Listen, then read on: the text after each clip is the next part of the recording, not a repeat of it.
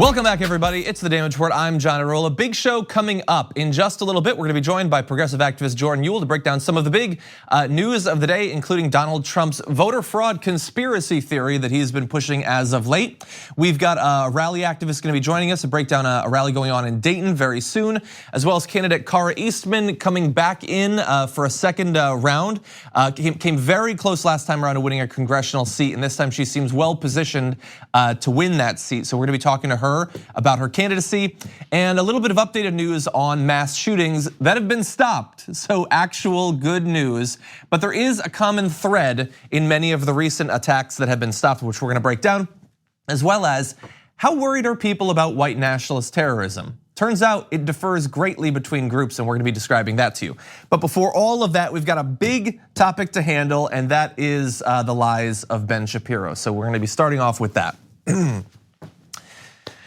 Yesterday on his program, Ben Shapiro said just about the most dishonest thing I've literally ever heard in politics. It was an insult to literally everyone who was watching his program, and it had to do with the approach of the Republican Party to Barack Obama back during his presidency. Take a look. Republicans impeached Bill Clinton in the 1990s. They never made a move to impeach Barack Obama, despite the myriad scandals that cropped up during his administration. I'm not aware of a single major Republican figure who said that Barack Obama was not the legitimate president of the United States, despite the fact that Democrats have claimed that George W. Bush was illegitimate. They've claimed that Donald Trump is illegitimate. So this is just not true. And doubts about Barack Obama's belief system came from Barack Obama being an extraordinarily radical figure. Barack Obama said he wanted to fundamentally transform the nature of the country. That's a pretty radical statement. Okay, that was a pretty radical statement. He did say at one point, and this is just not true. I hope he was referring to what he was literally saying at that moment, because nothing he said there is true, or even I don't know how you could say something as stupid as that and get paid to talk about politics. I mean, I actually do. He gets paid by billionaires to advance their economic interests. That's literally the only reason he exists as a human being, or let alone a media figure. But the idea that nobody questioned the legitimacy of Barack Obama, that was literally the only thing 40% of the country did for an 8-year span, including, by the way, Ben Shapiro, which we're going to return to. Now, did any prominent Republicans question the legitimacy of Barack Obama's presidency? Let's start with one that you might have heard of, Donald Trump, a guy whose political career literally is only about birtherism. That is how he got to be a big name in Republican circles leading up to his run for the presidency, was pushing year after year after year the racist birther conspiracy theory that asserted that because Barack Obama wasn't born in the US, he literally cannot be president. That's what they said year after year, and he spent every minute he could going on every show that would accept him to do that. Now, that was such an obvious counter to Ben Shapiro's willful lies during that segment that he, of course, had to shift the goalposts. And he did that very quickly, tweeting, Trump was a fringe character for nearly the entirety of the Obama presidency. He wasn't a Republican figure until he ran. You can't name a single major elected Republican official during Obama's presidency who challenged the legitimacy of his presidency. So all that is shifting the goalposts. Now, it's ridiculous to say that he wasn't prominent at that time. And we're gonna return at the very end. How prominent was he? Not in general, but specifically to Ben Shapiro. That's gonna be a fun little end cap on this story, but that's simply moving the goalposts. He is the president now. That's how he got conservatives to support him, including Ben Shapiro, by the way. So the idea that he was just a fringe character is literally insane. And the issue is that the context he's trying to put on this is the exact opposite one. The issue isn't just that prominent elected Republicans did question legitimacy, and we're gonna list any number of them in just a minute. It's that literally every aspect of the Republican Party of conservative thought during the Barack Obama presidency was founded in birtherism. It infested their elected officials, their candidates, their media, and their voters, and we're gonna be going through all of them in this segment. So, okay, if Donald Trump doesn't count, then let's move on to a few prominent Republicans, including Sarah Palin, who said in response to a question by radio hosts on whether she would make Obama's birth certificate a campaign issue in 2012, she said, I think the public rightfully is still making an issue. I don't have a problem with that.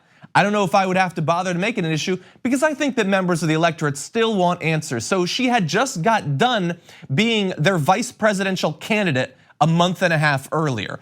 I would say fairly prominent. Now, she didn't get elected, thank God, but she was pretty prominent at the time. Okay, maybe she doesn't count though because she wasn't elected. What about the Speaker of the House, one of the most powerful Republicans over the past couple of decades, Newt Gingrich, who said, I know that there is a desperate need to attach racism to everything, but in fact, I think that Donald Trump said what he said because it's the right thing for him to say, talking about Donald Trump's birther comments. So Newt Gingrich, who's supposed to be like the wonk, the serious, the intellectual Republican, he was their strong leader in the 90s. He was apologizing for Donald Trump's birtherism back in 2012, back in May then.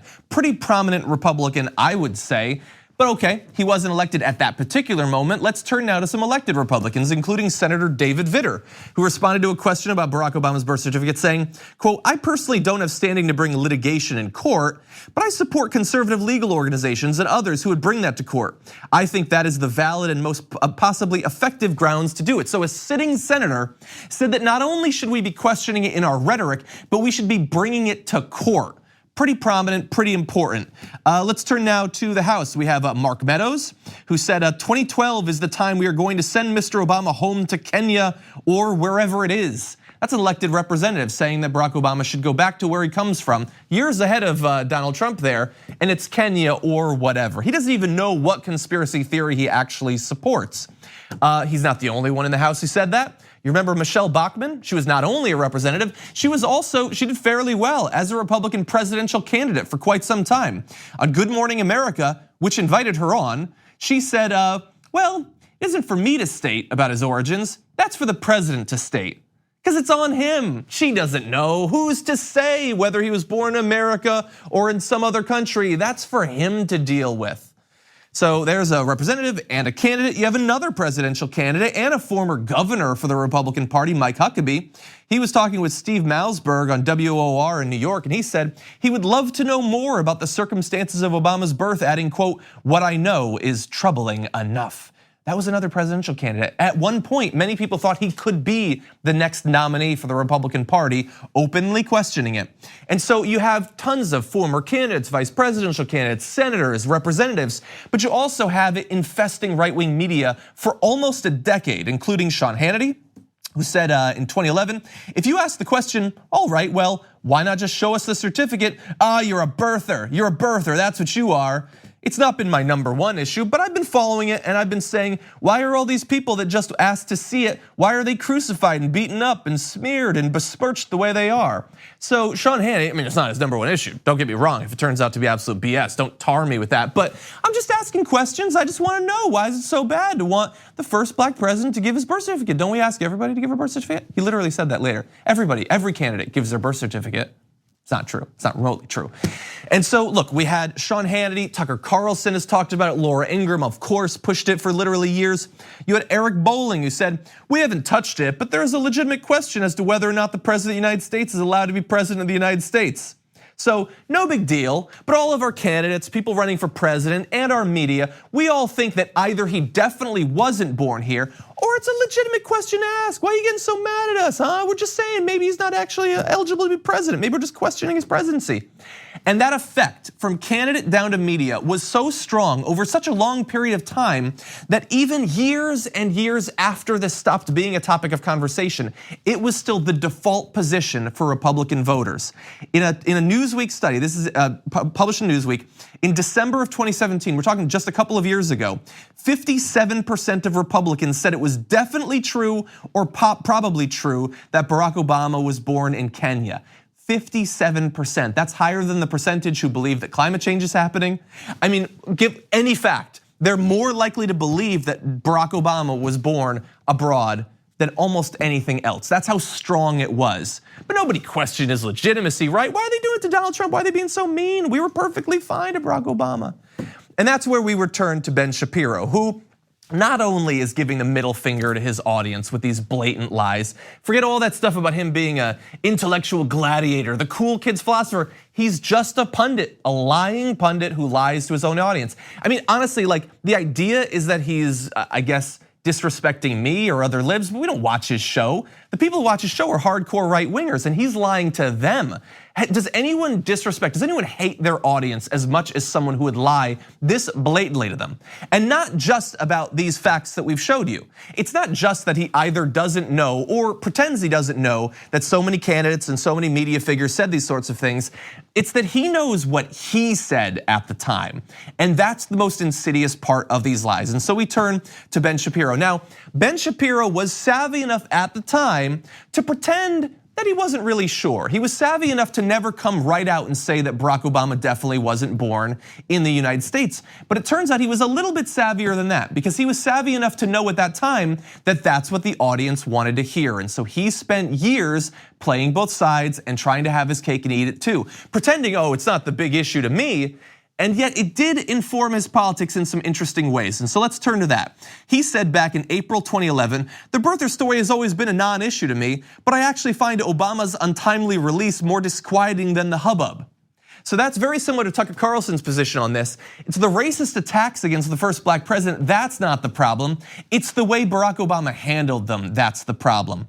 But the thing is, his interest in this and his writing about it goes much further. He said back in April of 2011 on Front Page Magazine, the media has shown its usual incredulity at the indisputable stupidity of the American people. How could so many people question President Obama's birthplace? How could they wonder about his origins? Are they all simply racist? The answer, of course, is that Americans are desperately seeking an answer to a simple question. Why does President Obama appear to be so un-American? So it's not his issue, but he certainly understands where they're coming from. And he says this, and look at the strain weaving throughout the paragraph I'm gonna read you of wanting to have it both ways on this. Ironically enough, the biggest problem for America arises if President Obama was born here. Because if he was, the problem of un-Americanism is now internal rather than external. Perhaps that is why so many Americans wonder about the birth certificate. They hope against hope that President Obama is a symptom of a foreign ill rather than a domestic one. No matter whether Jerome Corsi comes up with evidence of Obama's foreign birth, however, it is clear that the problem of Obama-esque un-Americanism is now endemic to American culture herself. We have an ideological problem in our midst, and no amount of digging in Kenya and Indonesia is going to solve a problem that now starts right here. So there he's saying Jerome Corsi, who wrote a book about this, by the way, he might turn up something. Does that sound like a person who doesn't believe these conspiracy theories? He is absolutely desperate to have it both ways. The thing is, in the end, he had it both ways on the issue, but not on the political aspect of that issue. And that's where we turn back to Donald Trump. Because Ben Shapiro would love to have you believe that he's the reasonable Republican and he doesn't buy into all this conspiracy theorizing, which is odd. Because did you know that back during that period, he actually supported a candidate as the next potential nominee? Do you know who that was? It was Donald Trump. Back in April of 2011, he tweeted, "Why I back Donald Trump on the Ben Shapiro show at big810am.com. Now, I have not been able to actually find that show, but I did find his writing, and it got into why he supported Donald Trump, of all people. Back in 2011, he said this: in reality, the birth certificate issue is specifically geared towards certain political ends for Trump. First, it is obviously calculated to attract the most anti-Obama segment of the conservative base, and remember, it just attracted him. Is Donald Trump the best Republican candidate for president out there? It would be tough to argue otherwise. He's got all the makings of a breakout star. He's got bravado and the cash to back it up. If he really runs, he won't have any trouble finding supporters. Looks like he already has one. And as he puts it, he is the Obama administration's worst nightmare. So far, who can argue with him? So remember, he just got done yesterday saying, we never questioned his legitimacy. We never attacked him the way that they're attacking Donald Trump. And there he is lauding Donald Trump specifically because he's the worst nightmare of the president. How much more disingenuous could you possibly get? But here's the thing that I want you to bear in mind. There he talks about his money, his bravado. But I want you to ask yourself, why did he support Donald Trump in April of 2011? Why then did he do a podcast about it? Why did he write an article about it? Do you know what Donald Trump was doing for the 3 weeks leading up to that post by Ben Shapiro? He had actually been on a bit of a media blitz. He was on The View, Fox News, Laura Ingram's show, which wasn't on Fox News at that time, the Today Show, and Morning Joe. And on all of those programs, the only message he spread was the birther conspiracy theory. He spent 3 weeks doing that, and then all of a sudden, Ben Shapiro's a big fan. All of a sudden, Ben Shapiro literally wants him to be the Republican nominee. Weird how that works out from a guy who doesn't take in for any of this conspiracy theory stuff. That's who Ben Shapiro is, okay? we gotta pierce the bubble. This guy hates his audience, he hates logic, he hates facts. His feelings might be hurt by that, I apologize. Guy hates being quoted, but that's who he is. That's all the evidence. I mean, there's way more candidates we could talk about, but I think that's enough to make the point. Okay, we're gonna take a short break. We come back, Jordan Yule's gonna be joining us to break down some of the news of the day after this. We need to talk about a relatively new show called the Republic, or UNFTR. As a Young Turks fan, you already know that the government, the media, and corporations are constantly peddling lies that serve the interests of the rich and powerful. But now there's a podcast dedicated to unraveling those lies, debunking the conventional wisdom.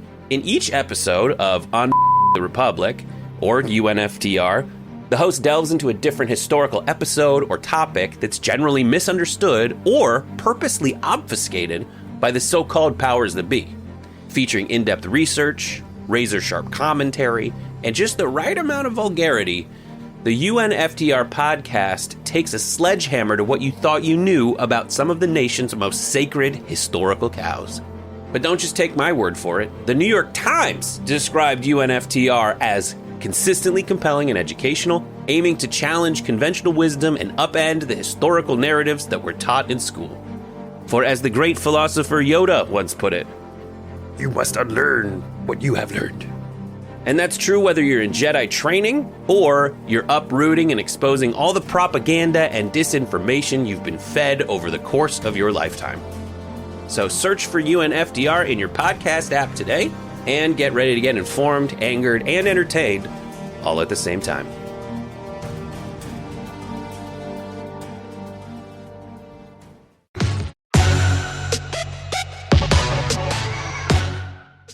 It's beginning to look more and more like Donald Trump's literal last words will be about his election victory. Dude cannot get enough of talking about it, and he's not constrained by the facts or any connection to reality when talking about it. Yesterday, he had a new theory driven by a right-wing conspiracy site. He tweeted, "Wow, report just out. Google manipulated from 2.6 million to 16 million votes for Hillary Clinton in 2016 election. This was put out by a Clinton supporter, not a Trump supporter. Google should be sued. My victory was even bigger than thought." And apparently, this tracked down, this report that was just out was a study from 2 years ago that involved apparently 95 people. This is a psychologist, Robert Epstein, who believes that Google search results manipulated votes. Now, Google itself has said that there's absolutely nothing to this, and they only surveyed 95 participants, but that was literally enough in 2019 for the president to launch a new conspiracy theory that literally millions of Americans will now accept as true. And joining us on the program now to break down this new theory, progressive activist Jordan Yule, welcome back to the show. John, thank you for having me. Glad to have you here. Wish we could be talking about something more positive, but we're back on these theories. What do you think about it? So, I mean, the fact that we're having this conversation just reflects like this nightmarish, like hell world that we're living in. So, like you said, this isn't a new study. It was something that Trump saw on Fox Business a few minutes before his tweet. Fox Business was talking about this and pushing this, again, this conspiracy that social media and Google is out to get Republicans and Trump. And they, again, falsely claimed that all these votes were manipulated. And when you boil down what this study was, like you said, it was 95 people, very, very small sample size. Methodology, as people and experts have looked at it, it looks like it's deeply flawed. The system was designed to make no difference between an investigative piece in the New York Times or a solid piece of journalism in a flagship newspaper, and they couldn't distinguish that between a pro-Trump puff piece in Breitbart. And the value systems were equally weighted, which led to this deeply flawed finding that these people were influenced, right, because of distorted search results. They then used that and applied it to a much wider audience, and that's an issue with external validity. You can't apply this tiny sample size to 2-some million people and expect it to be sound. Where Trump got this 16 million number, like nobody knows, even the person who authored the study has no idea where that came from. It is completely farcical. But again, as we've talked about on the show time and time again, this pipeline between fringe right-wing conspiracy theories making its way through different blogs and outlets onto Fox News, onto Fox Business, in front of Trump's eyes and onto his Twitter feed, and then millions more people now believe it. It's great analysis there. I want to ask you a question though, because you have to watch a lot of right-wing media. I don't watch much Fox. I certainly don't watch Fox News. I'm not a businessman myself. What is Fox Business? Because you said that this was being covered on there. It doesn't seem to have anything to do with business. I recently saw a supercut of attacks against the lack of spirituality in the Democratic Party on Fox Business. Is it a business network? Sometimes. So Fox, in theory, it should be. If Fox Business is kind of like this corporate PR outlet, right? And like the business arm of Fox Corporation and Fox News. But like you said, it delves into other political issues. It's just another apparatus for the right wing and corporate infrastructure to exert influence and power over the country. Yeah, I honestly don't know what role it fills. It seems like very often that a lot of the hosts on Fox Business are looking to potentially get jobs on Fox News. I don't know, maybe I'm reading in too much there. But I do want to turn to another topic, one that you've been doing a lot of work on personally, and that involves Tucker Carlson, who's recently been on vacation, obviously. Tucker Carlson back now from vacation, but he's returning to apparently a lot less advertisers than he used to. Let's bring up this Media Matters figure showing the drop in advertisers over the past couple of weeks, and you see, wow, they 60% fewer ads per show than before last fall when the advertisers started to flee. Now, you were of course involved not only in this sort of study, but getting those advertisers to flee. So catch us up to date. How bad is it looking for Tucker Carlson? Tucker Carlson's ad breaks are absolutely decimated. He's at one of his lowest points in his tenure as host of the show since the show debuted. He is extremely weak. No blue chip sponsor wants to associate with him. And this is because of his comments. And this isn't just a 1 or 2 time thing. This isn't a gaffe. This is a well-documented, repeated history of saying incendiary, racist, white nationalist things, pushing white nationalist and white supremacist conspiracy theories, saying misogynistic things, saying that women and high-earning women leads to the decline of men, saying immigrants make America dirtier and poorer and more divided, and most recently saying that white supremacy as an issue is a hoax. This is purely on him. Brands want nothing to do with him. By simply asking if companies intentionally advertise on his show, most don't even realize it because a lot of ad purchases are automated. So it's really not anything I'm doing or Media Matters is doing specifically. It's just taking these comments to these companies. There's a ton of support on this issue. Grassroots, like top down, everyone is involved on this, and nobody wants to be associated with him because of his own rhetoric. Yeah, as you pointed out, there's a lot of comments that have been going back a long time, and up until even recently, right before his obviously previously scheduled vacation. The idea that just days after a white nationalist terror attack, he would turn his show into public relations for white nationalism is just abhorrent. And so what I'm wondering at this point is, considering how many horrible things he's said, and he's lost some sponsors before, do you have a fear that if time goes by that they might start to trickle back, or does this seem different than past instances of him having issues with advertisers? So the past few months, advertisers have not been coming back for the most part. You'll see a couple here and there, they'll accidentally have an ad run, but largely people are done for good. Some people are just dropping Fox News entirely because the rhetoric across the board is so inflammatory. What people need to understand now is that because of this gap filled on Tucker, everyone is running their ads elsewhere on the network. So if you're a sponsor, if you're advertising on Fox News in general, you are subsidizing Tucker Carlson's rhetoric. Yeah. And same thing for Laura Ingraham, same thing for Jeanine Pirro. If you are advertising on Fox, you are sponsoring white nationalism. You are sponsoring misogyny. You are sponsoring racism. There's no way around it. Like, you are subsidizing it because they won't just do anything about the rhetoric. They're just moving ads elsewhere. So what about doing something about Tucker Carlson? Like, from your point of view, do we have any reason to believe that this might be bad for Tucker Carlson inside of Fox News? How much does Fox News care about the ad load of their hosts? So I think there's a couple things here. I don't think that Fox Corporation cares.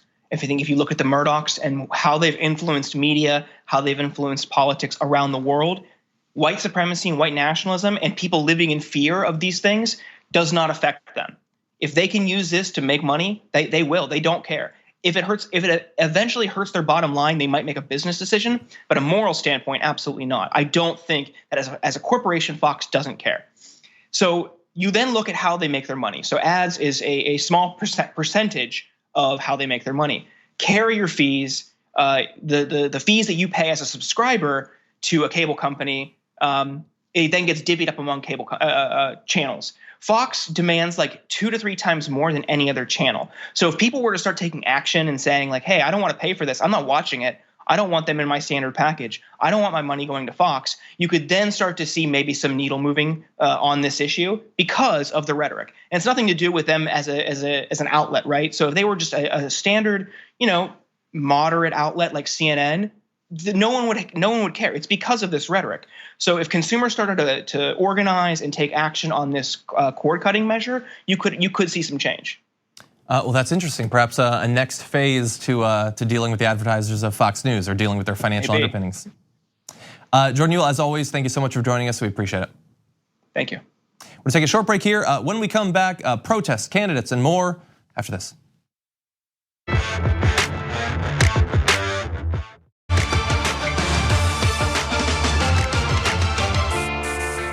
Dayton, Ohio is still very much in the immediate aftermath of the horrific attack of just a couple of weekends ago. People putting together their lives again. And now there is a rally to bring them together. It is the Enough is Enough Dayton Strong Rally. And joining us to talk about it is rally organizer Sammy Caruso. Welcome to the Damage Report. Thank you for having me. Glad to have you here. So I'd love to know more about this rally. When is it happening? Where is it happening? And what's the idea behind it? So the rally's happening tomorrow at 4 o'clock downtown Dayton, and we're encouraging students. I'm a senior in high school myself, and we're encouraging students from around the Dayton area to join us in our rally. And more than just students, we're encouraging all citizens to come together and demand sensible gun laws. And so we're expecting around 2,000 to 3,000 people, and we're going to be, like I said, downtown and protesting. So as you pointed out, you're a student yourself.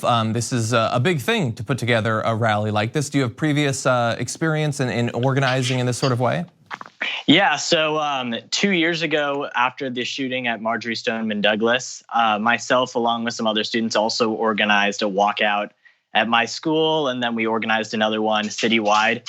So we're trying to really make this one more about everyone instead of just the students, since this gun problem has become such a epidemic everywhere. Since the shooting itself was only 2 miles away from here, it was affecting every single community. So, yeah, and obviously my heart goes out to you and everyone else having to deal with that, as so many communities have had to recently. So you said you're bringing together everyone. You're pushing for sensible gun control. What are some of the ideas that you or the people you've been organizing with would classify under that category? So we're classifying that as, first of all, a ban on assault weapons. We want manufacturer liability, extended background checks on a national level, a ban on high-capacity magazines, and ending the gun show loophole. And so we, our current lawmaker, Representative Mike Turner, takes $25,000 from the NRA, and he has supported this military-style ban, but he will still takes money from the NRA. So we're also encouraging our lawmaker to donate that money and give it to the Dayton Foundation for victim relief. I think that would be a great move. It would probably buy him some goodwill, although not from the NRA, obviously. And so, look, I don't know your particular political background, although with the Bernie sign, I could probably guess, assuming that's yours. That's a little bit of evidence. So in the immediate aftermath of both the Dayton attack and El Paso, Donald Trump had said, hey, maybe we do something about background checks, which is, for a lot of elected Republicans, they're not even willing to talk about that, no matter how popular they are. In the last couple of days, he has fled from that position after talking with the NRA. Were you disheartened to see the lack of progress at the federal level? It wasn't too surprising. I mean, Donald Trump used our city for a photo op. He called our city Toledo instead of Dayton. It wasn't too surprising. It's going to need. We're going to need people to get a backbone and cut. Well, not just in the House has pushed for stuff. We need the Senate and we need Mitch McConnell to put this sensible legislation on the table to move forward. So it's beyond just the executive branch. We need our Congress to move forward, and in Ohio, we need our state house to move forward. Exactly. And so, look, I hope that the rally is a huge success. I hope a lot of people show up and get involved around this issue. I personally have thought for a long time that one of the issues is that while the pro-gun rights people, it's like their core issue for many of them. For people who want common sense gun control, lots of them do, but they don't prioritize it quite so much. But So do you think that it might be time for people to start to move it up their ranking of priorities? Definitely, and I think now too, everyone, and this is different than it was even last year, is acknowledging the whole mental illness thing. But if they can acknowledge that there are people that are mentally ill, but they can't acknowledge the fact that those mentally ill people can legally purchase a firearm, then I'm really optimistic that our generation is and people now are going to be making those changes for the future, and that they're going to be coming from a grassroots level. But until that happens, nothing's really going to change. Why will today be any different, or tomorrow be any different than today? So, and thankfully, over the past couple of years, we've had a lot of activism around this issue, and especially coming from younger people, from students. You mentioned, the Parkland students, and you yourself have been organizing. And so I know that this is about Dayton. It's not about you, but I do want to ask you. I know that you've previously done a TED Talk about student activism. So how did you get involved in this so young? What are some of the projects you've been involved in? And I ask you mainly because I know there's a lot of younger people watching who might themselves want to get involved in these sorts of efforts. Yeah, definitely. So what really got me involved at first was actually Bernie's 2016 campaign. Back when I was in 8th grade, I was just super interested in what he had to say. You've got a lot of life ahead of you. I'm very envious of you right now. But that got me really interested, and I think especially for young people today, almost all of these issues are going to be affecting us specifically. I mean, if you look at climate change, the gun issue, the mental health issue, the college affordability issue, and so seeing these issues become so real and actually affect me, when they're not affecting a lot of the people above me that are actually making the decisions, I think that's when it really clicked with me that I should be taking the initiative and making that change. And so that's what I'm trying to encourage other young people to do, is they want to see a change. They gotta put themselves forward and make that change happen, because frankly, our lawmakers have really failed us. So I couldn't agree more, and thank you for everything that you're doing. Just once again, if you could let people know where they can go for more information about tomorrow's rally. So the rally is going to be in downtown Dayton tomorrow, August 21st at 4 p.m. to 6 p.m. at Courthouse Square. And if you want more information, it is bit.ly/Dayton Strong with caps. And that will have the time of the walkout and the location of the rally. Awesome. Sammy Caruso, thank you so much for joining us. Thank you for having me on. We're gonna take a short break here. When we come back, a candidate will be joining us to break down a really exciting candidacy in this next cycle after this.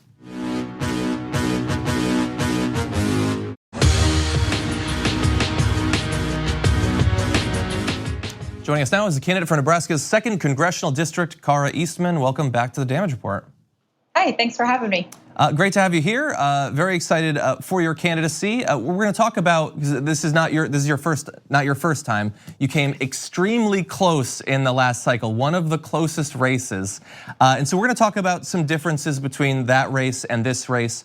But before we get into that, I want to talk about some of your primary opponents, because it looks like at this point there are two, Ann Ashford and Morgan Freeman, not the actor.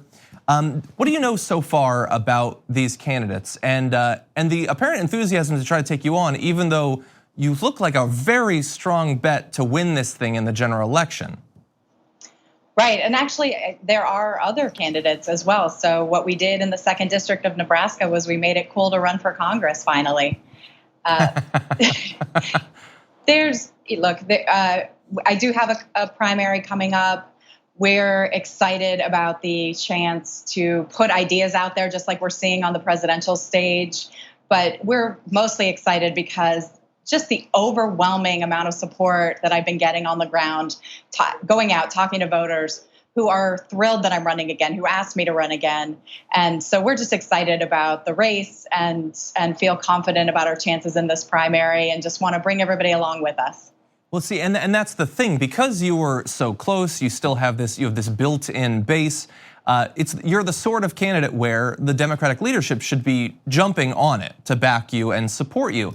And so far, when you're talking about like the DCCC, the DNC, has there been any contact? Is it clear where they stand?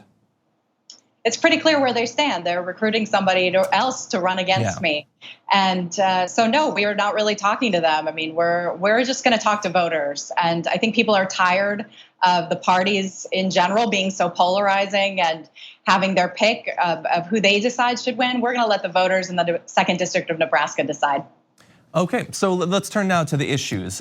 What do you see the candidacy in this primary especially? How are you going to differentiate yourself from what looks like at least 2 or more candidates? What are some of the issues you're going to be focusing on? Well, the issues that we're focusing on are really the things that the voters are telling us that they're interested in. Healthcare still comes up, and it's the number one thing people talk about. And right now, people are afraid. They're afraid of losing their healthcare. They're afraid of losing their Social Security and their pensions. So we have to make sure that we're focusing on expanding access to healthcare, access to earned benefits instead of taking them away. The economy and jobs is something that we hear about a lot in the 2nd District, where we have some people prospering, but most people are not. Most people are still having to work 2 or 3 jobs. Communities of color are struggling, and we need representatives who are going to stand up for them. That tax bill has hurt so many people in this district, and we've actually been putting out calls on social media for people to come to us and tell us what's happened to them. Most people are paying more in taxes, except for the wealthy people. And I have wealthy donors coming to me and saying, actually, we're paying less and we don't really need that handout. So those are the 2 things that we're going to be focused on in this election. And really our stance is the same as it's always been. Let's go out, let's bring government back to the people, and let's put people above the wealthy and large corporations that have far too much influence today in American politics. So one aspect of, you were talking about access to healthcare, one aspect that's seemingly even more under assault this time around is reproductive rights, that area of healthcare that the Trump administration has been targeting hardcore in an extremely extremist way recently. What is your approach on that topic and communicating with your constituents about it? So I have a good friend who's a doctor in the district who keeps saying how tired, her name's Maureen. She keeps telling me how tired she is of government intervening in her practice. She's a qualified doctor. She's the one who should be making the decisions with her patients about health care. And I'm tired of this assault on women's reproductive health rights. What this gag rule is going to do is basically prevent women from getting access to health care. And we're seeing this around the country, but in the Nebraska 2nd, this impacts a lot of people here.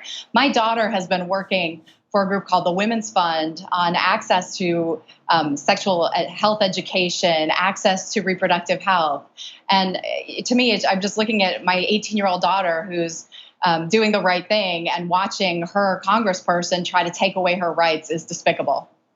So you, as we mentioned, you came so close that just a swing of a couple points the last time around would have you occupying a seat in the House right now. And so I'm curious, as you're out there campaigning, you're seeing what's going on in the country.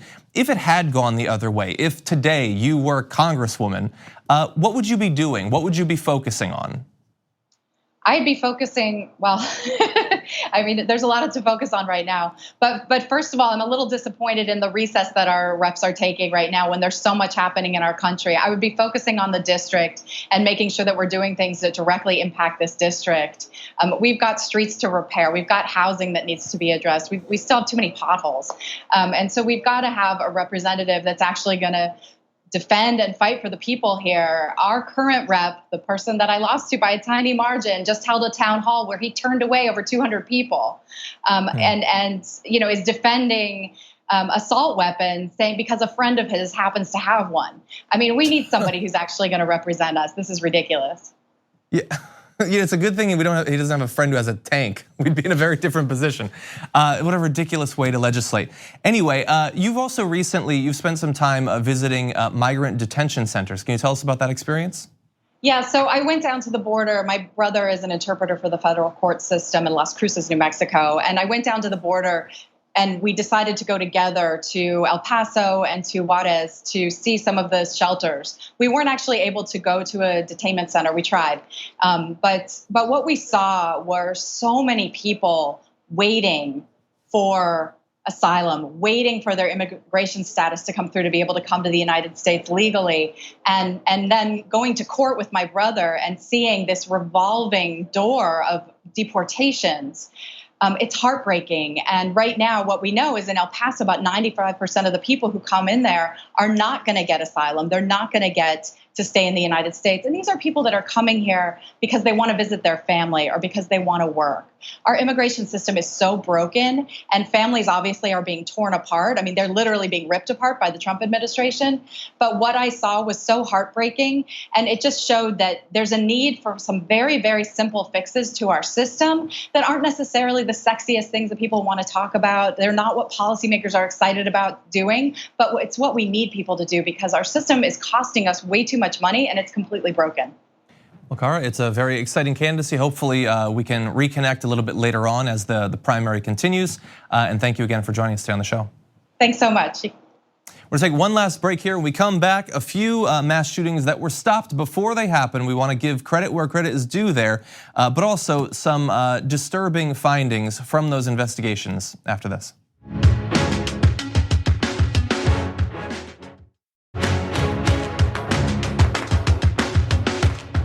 It was just a couple of weeks ago that a white supremacist conducted a horrific terror attack in El Paso, but a lot can happen in 2 weeks, and a lot almost did.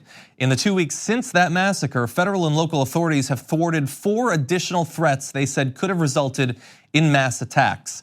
All 4 of the alleged plotters, this is across Nevada, Connecticut, Florida, and Ohio, were heavily armed young white men. At least 3 of the 4 appear to have harbored hateful far-right views, especially towards Jewish, African American, and LGBTQ people. And so if the pattern was not already easy enough to see, even in the attacks that didn't happen, thankfully, it is still very clear. And so let's talk briefly about what that means, what these actually look like, because a lot can seem glossed over in just a paragraph.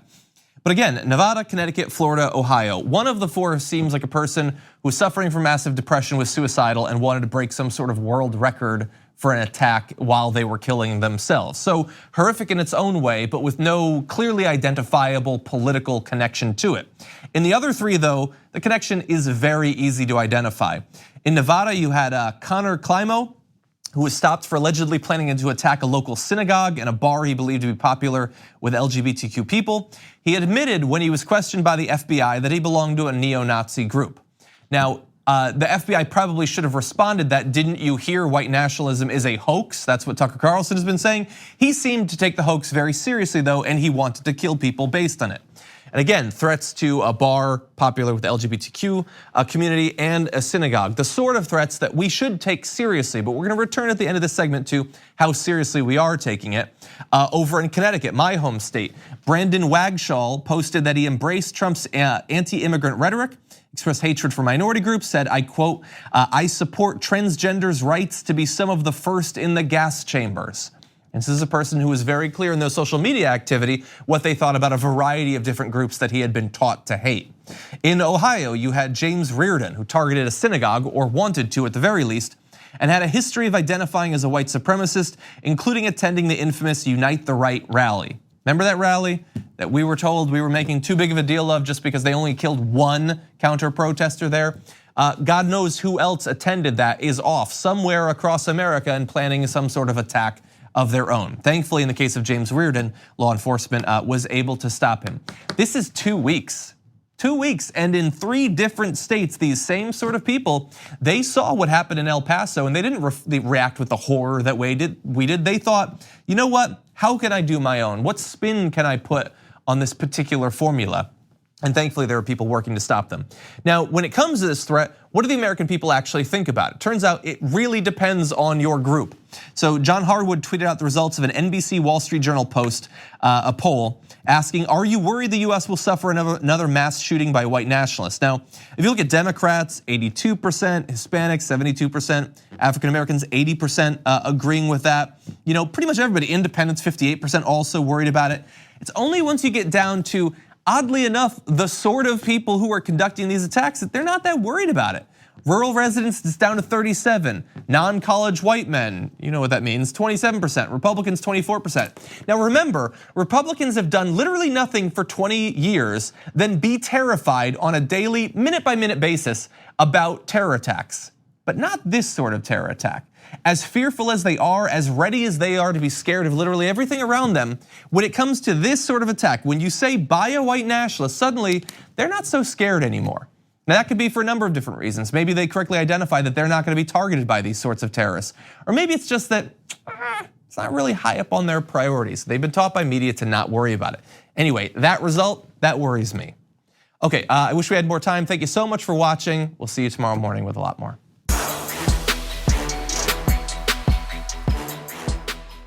Thanks for listening to the full episode of The Damage Report. Support our work, listen ad-free, access members-only bonus content, and more by subscribing to Apple Podcasts at apple.co/TYT. I'm your host, John Adarola. I'll see you soon.